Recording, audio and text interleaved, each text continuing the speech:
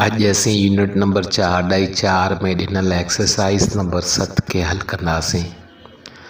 Exercise number 7 में table में ॾिनल ख़ाल के सिफ़्त जे दर्जन मुताबिक़ भरींदासीं। एक्सरसाइज नंबर 7 हल करण खां पहिरीं असीं डिग्रीज़ ऑफ एडजेक्टिव्स यानी सिफ़्त जे दर्जन जे बारे में पढ़ंदासीं।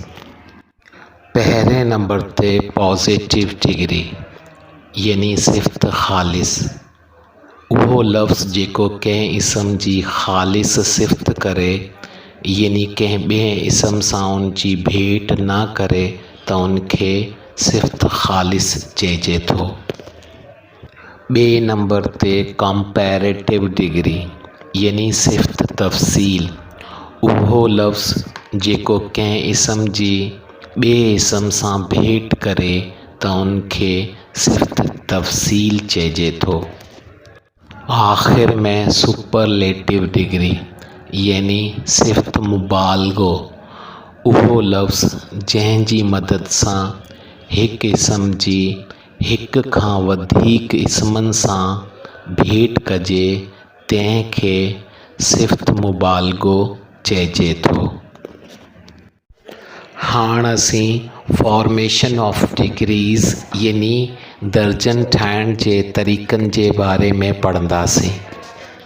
कंपैरेटिव डिग्री ठाहिण जे लाइ असीं हिकिड़े जुज़ या ॿिनि जुज़नि वारे ख़ालिस सिफ़्त जे आख़िर में ER जो इज़ाफ़ो कंदासीं। अहिड़ीअ रीति सुपरलेटिव डिग्री ठाहिण जे लाइ असीं हिकिड़े जुज़ या ॿिनि जुज़नि वारे ख़ालिस सिफ़्त जे आख़िर में EST जो इज़ाफ़ो कंदासीं। पर जेकॾहिं मिलियल पॉजिटिव डिग्रीअ जे लफ़्ज़ जो आख़िरी अखर Y हुजे त असीं Y जी जॻह I जो इस्तेमालु करे कंपैरेटिव डिग्री ऐं सुपरलेटिव डिग्री ठाहींदासीं। Positive degree tall, clean, small, slow, sweet, fast ऐं शॉर्ट में तरतीबवार ER ऐं EST जो इज़ाफ़ो करे कंपैरेटिव ऐं सुपरलेटिव डिग्री ठाहीसीं।